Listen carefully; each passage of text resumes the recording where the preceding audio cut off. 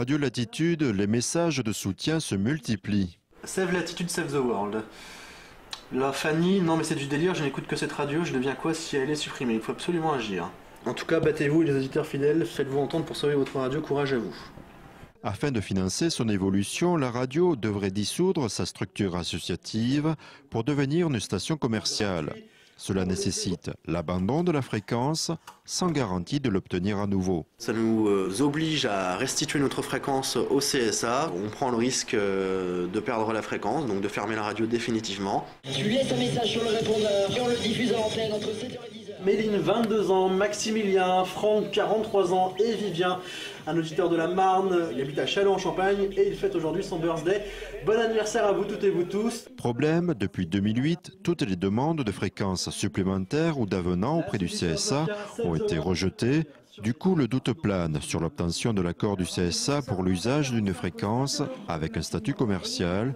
En cas de nouveau refus, les conséquences seraient dramatiques pour les 2 salariés et les bénévoles.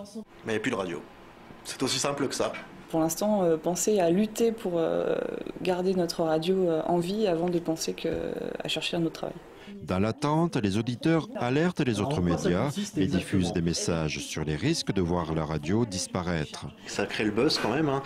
Bon, je m'y attendais pas honnêtement, donc c'est sûr que ça nous fait quand même plaisir et ça nous touche l'ensemble de l'équipe de voir les auditeurs se mobiliser derrière la radio. C'est vrai que quand il y a des cadeaux, bon, on a des auditeurs, mais il n'y a pas que ça. La preuve, les gens sont quand même attachés à leur média local. Eric de Gier-sur-Seine ou encore Brian de Bagneux avec un petit message pour toi Alex. PS, Alex, je kiffe toujours ta voix. Ça fait plaisir, c'est très encourageant. Je reçois des messages sur mon Facebook de Actu Radio Latitude. Je reçois des messages à chaque fois que je me connecte.